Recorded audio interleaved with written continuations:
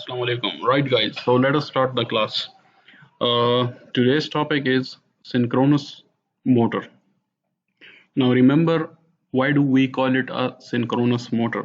सबसे पहले synchronous का मतलब क्या है? ठीक है, तो synchronous motor बेसिकली हमारे पास वो मोटर होती है जो कि एक कांस्टेंट स्पीड से चलती है।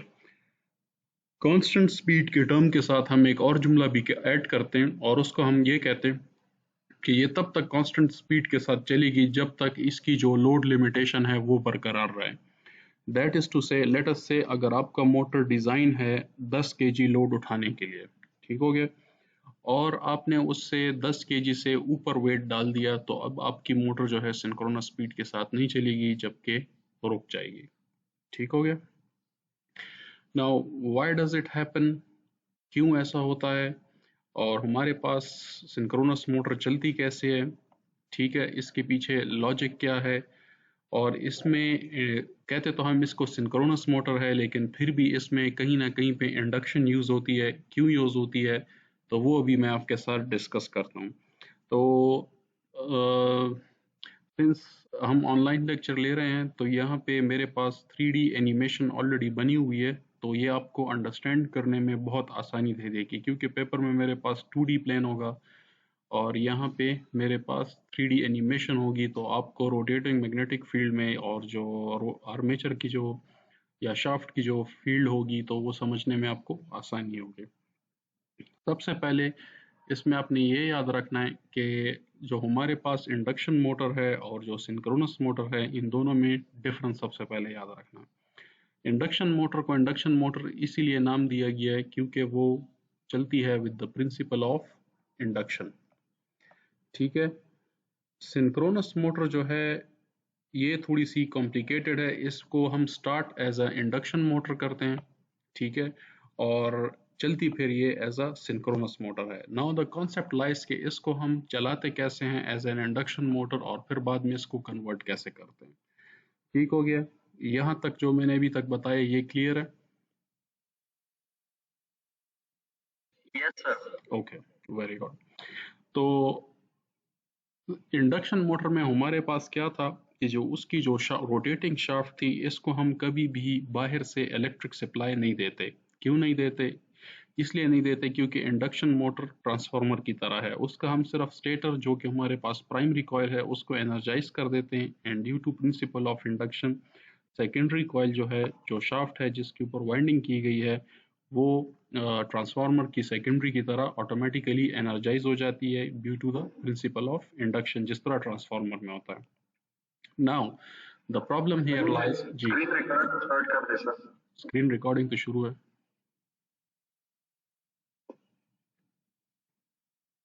Okay, now the problem. Okay, where was I? Uh, okay, now what is happening here is, just hang on a minute. Okay, now the problem lies के हमारे पास इंडक्शन मोटर में वो कांस्टेंट स्पीड को क्यों achieve नहीं कर पाती। ठीक हो गया है। और सिंक्रोनस मोटर कांस्टेंट स्पीड को कैसे अचीव कर पाती है। जो पीछे जो लोग हैं जिनका माइक्स ओपन है, माइक क्लोज कर दें। ओके, सबसे पहले याद रखें कि जब भी आप स्टेटर को 3 फेज इलेक्ट्रिक सप्लाई देंगे, एसी सप्लाई, तो आपके पास स्टेटर में एक रोटेटिंग मैग्नेटिक फील्ड डेवलप होगी। इससे आप सब एग्री करते हैं? Yes sir. ओके, नाउ अभी हमने क्या करना है कि ये तो हमारे पास हमें पता चल गया कि जब भी हम स्टेटर को 3 फेज इलेक्ट्रिक सप्लाई देंगे तो हमारे पास स्टेटर में रोटेटिंग मैग्नेटिक फील्ड डेवलप हो जाएगी। अब हमारे पास यहाँ पे प्रॉब्लम क्या है कि हमें सिंक्रोनस मतलब कांस्टेंट स्पीड के साथ अपनी शाफ्ट को घुमाना है। ठीक हो गया। तो इसका एक तरीका तो ये है कि मैं इसके अंदर जो है मैग्नेट्स रख दूँ। ठीक है, मैं इसके अंदर मैग्नेट्स रख दूं, लेकिन अगर मैं इसके अंदर मैग्नेट्स रखता हूं तो क्या होगा कि with the passage of time magnets मेरे पास जो है वो वीक हो जाएंगे। ओके, तो जब वीक हो जाएंगे तो फिर मेरे साथ क्या होगा कि ऑटोमेटिकली ये अपनी कांस्टेंट स्पीड को लूज करती जाएगी। अब्दुल्ला, अब्दुल्ला, अब्दुल्ला, जी, तो हमारे पास कांस्टेंट स्पीड लूज कर दी जाएगी। So now what can happen is कि मैं ऐसा क्यों नहीं करता कि एक इलेक्ट्रोमैग्नेटिक चीज डिजाइन कर दूं, वो मैग्नेट जो कि इलेक्ट्रिक फील्ड के साथ चलती रहे या इलेक्ट्रिसिटी के साथ चलती रहे, जिसको हम इलेक्ट्रोमैग्नेट कहते हैं। ठीक हो गया। उसमें मेरे पास क्या होगा कि मेरे पास जो मैग्नेटिक फील्ड है वो मेरे पास कांस्टेंट ही डेवलप होती रहेगी। Do you agree with this? Yes sir. एक मिनट जरा होल्ड करें। अब्दुल्ला, यहाँ पे क्लास हो रही है, जरा बाहर या चले जाए या अंदर चले जाए, ठीक है? ओके। अब लेट अस से कि अगर मैं ये काम करता हूँ कि अब जिस तरह मेरे पास इंडक्शन मोटर था तो उसके शाफ्ट को हम कभी इलेक्ट्रिसिटी नहीं प्रोवाइड करते थे। क्यों? क्योंकि वो प्रिंसिपल ऑफ इंडक्शन से चलता है। अब मैं अगर इसमें ये चेंज कर लेता हूँ कि जो मेरे पास शाफ्ट है और उसके अंदर जो वाइंडिंग की गई है, ठीक है, उसको इंस्टेड के मैं स्टेटर से ड्यू टू इंडक्शन उसमें करंट को फ्लो करवाऊँ, क्यों ना मैं एक्सटर्नली उसको इलेक्ट्रिसिटी फीड करवा दूँ। तो आपको पता है कि जब भी किसी कॉइल के अंदर करंट फ्लो करेगा तो क्या उसके अंदर मैग्नेटिक फील्ड डेवलप होगी? Yes sir. ओके।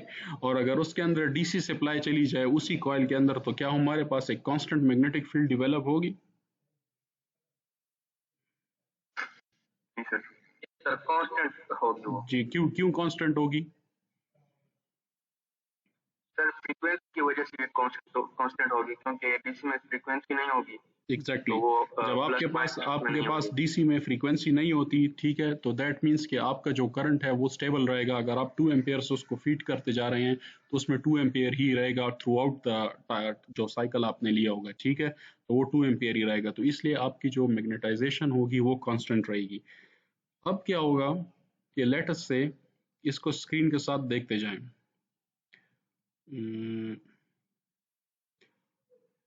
ये मेरे पास जो येलो आपको नजर आ रहा है, ठीक है, ये मेरे पास स्टेटर की रोटेटिंग मैग्नेटिक फील्ड चल रही है, ठीक है।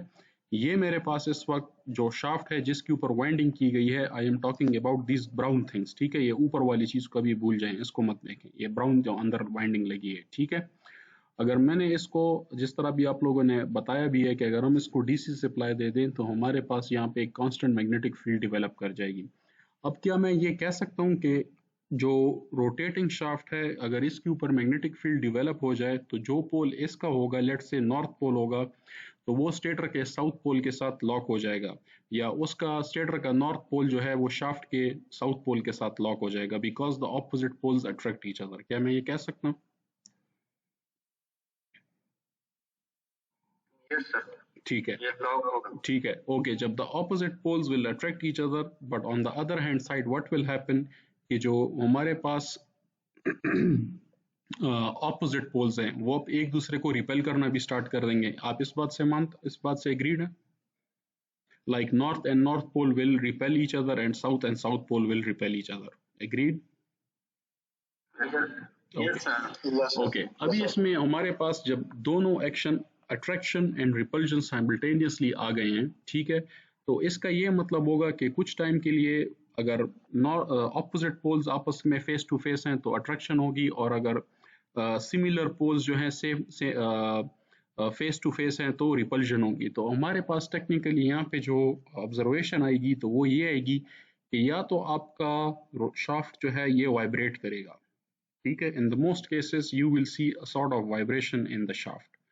Otherwise अगर आपकी किस्मत बहुत अच्छी है और अगर किसी तरह ये चल भी जाए तो ये बहुत स्लो स्पीड से रोटेट होगी, but in the most of the cases and in the most observations you will see vibration in the shaft and no rotation. Why?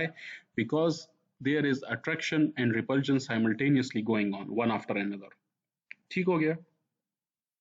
So now we need a mechanism. So now we need a mechanism where we can only take the advantage of locking of the opposite poles and forget about the or nullify the effects of the repulsion.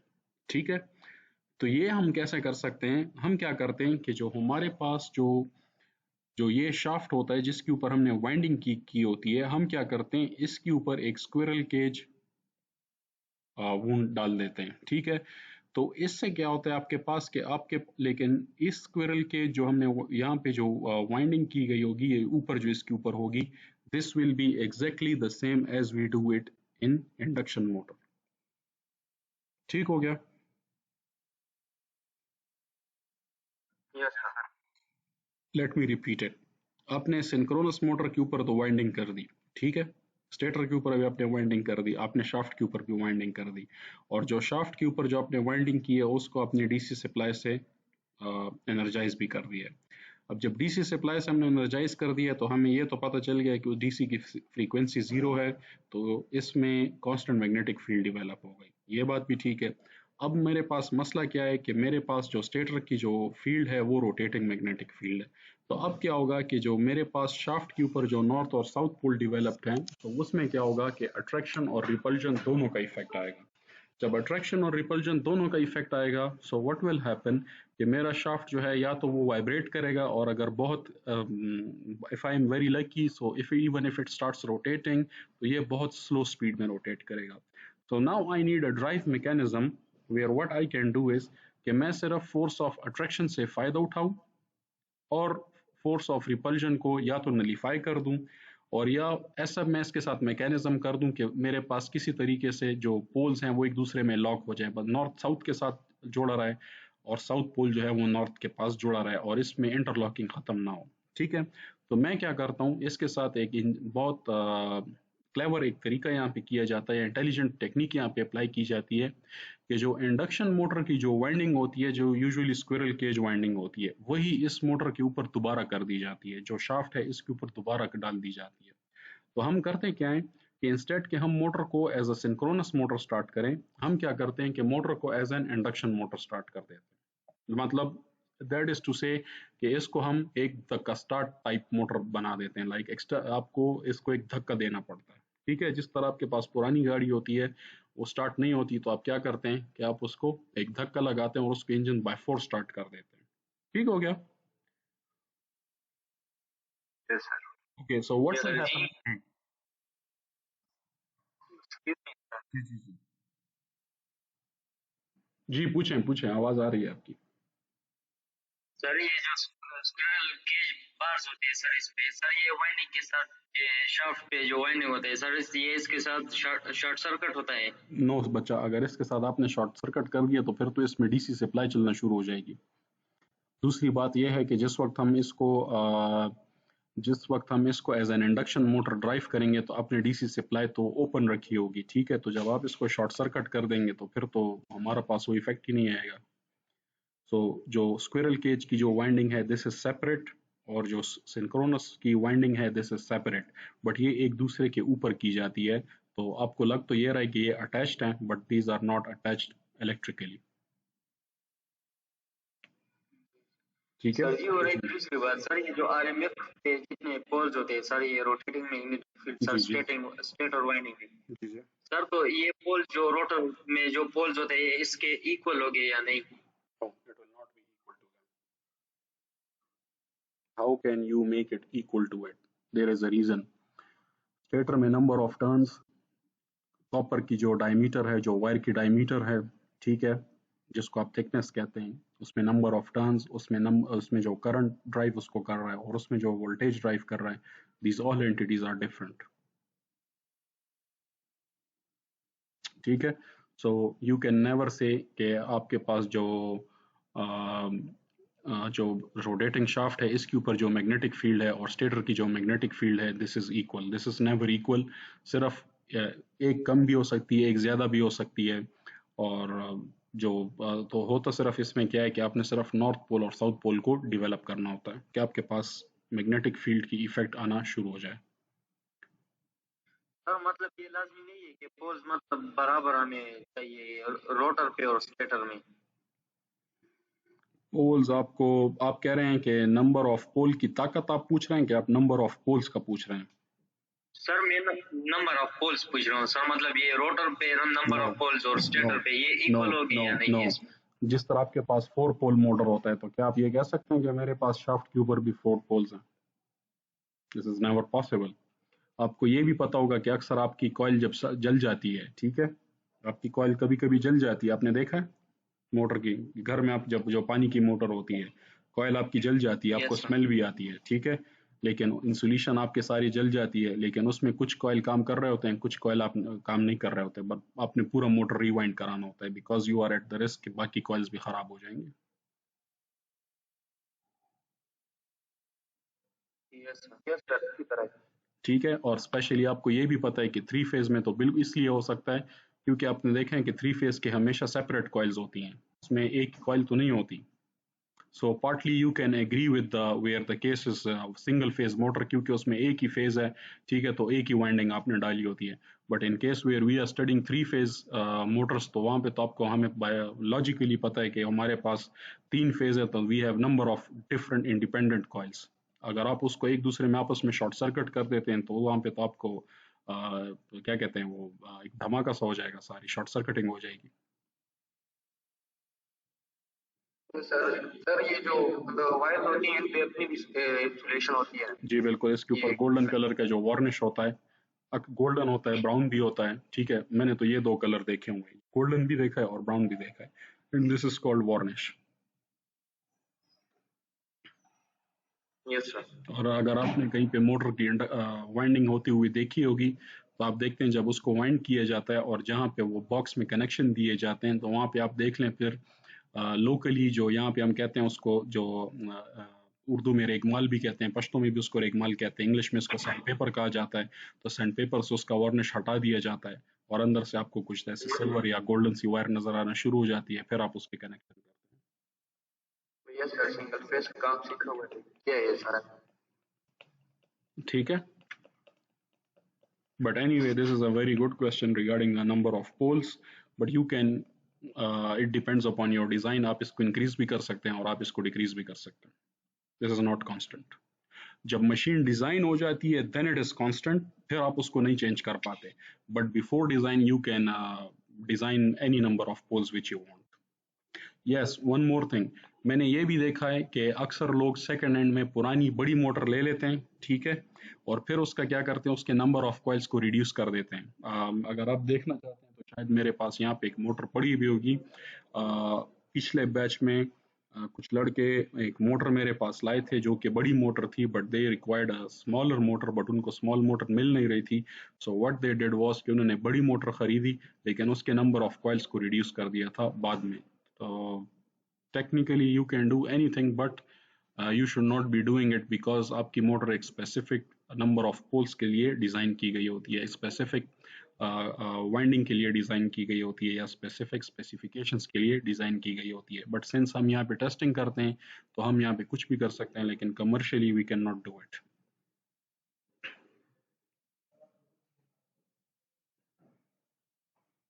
Ji, any other question? No sir. Okay, let me give you an example.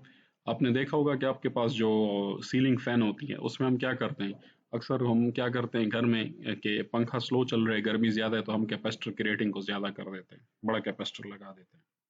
तो for the timing तो हमारे पास पंखा तेज चलना शुरू हो जाता है, but later on after 6-7 months आप देखते हैं आपका पंखा जो है उसकी बैरिंग्स भी खराब हो जाती है और वाइंडिंग भी कमजोर हो जाती है।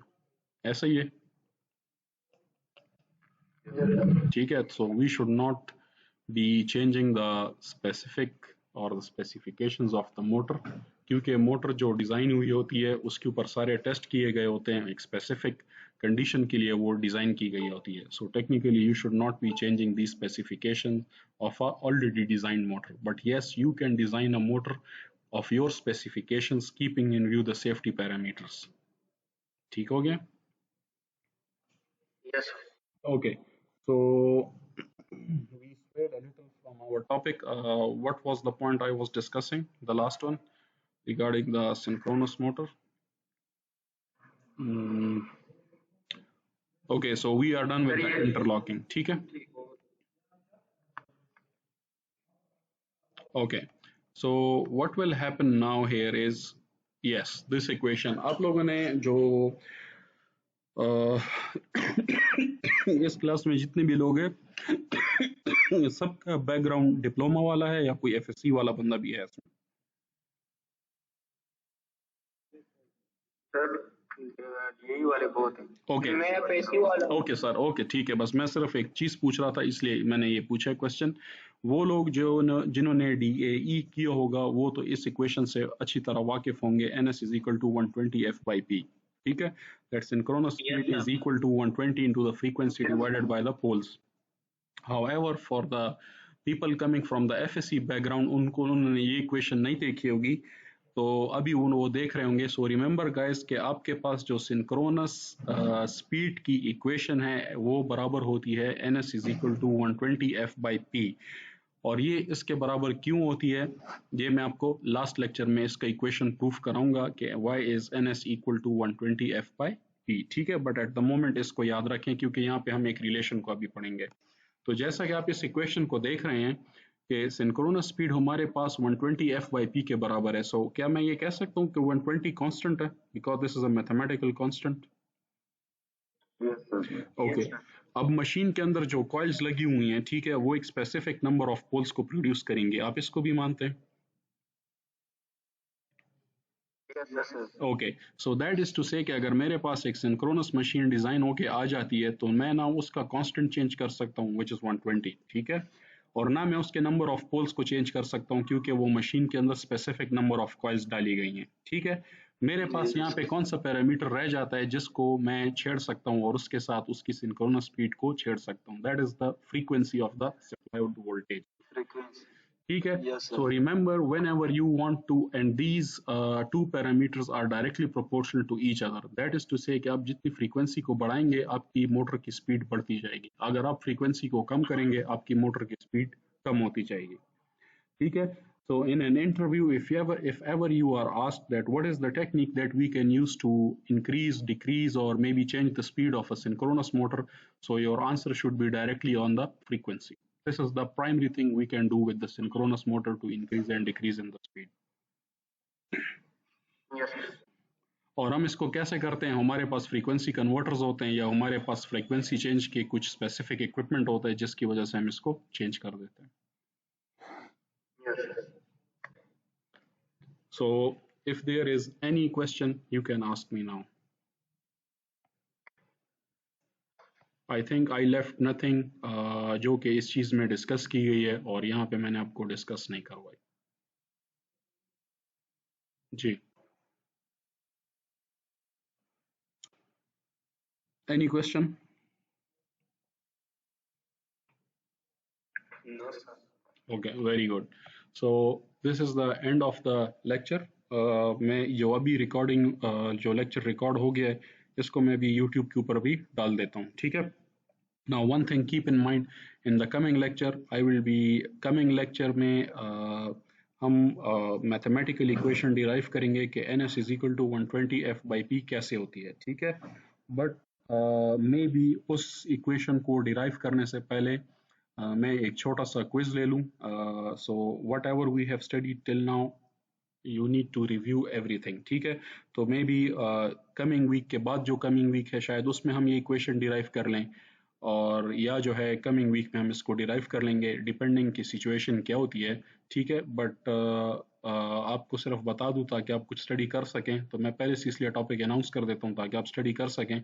सो the coming topic will be how we are going to derive the equation of synchronous speed, ठीक हो गया। But be prepared for the quiz. Synchronous speed की इक्वेशन को फॉर द टाइमिंग पढ़ना छोड़ दें, वो मैं आपको जब पढ़ाऊंगा तो उसके बाद आप पढ़ लेना। बट एट द मोमेंट जो मैं पढ़ा चुका हूँ जो चीज़ है उन सारों को आप डीपली स्टडी कर लें, you will be going to get a short quiz but that will be quite logical, ठीक हो गया। You do not need to worry, you do not need to worry, आपका क्विज जो होगा उसमें आपके पास आपके नोट्स भी अवेलेबल होंगे, और that is sort of a take home quiz, so you can review the lecture और वट एवर आप जैसा उसको करना चाहते हैं, but quiz will be quite logical, ठीक हो गया।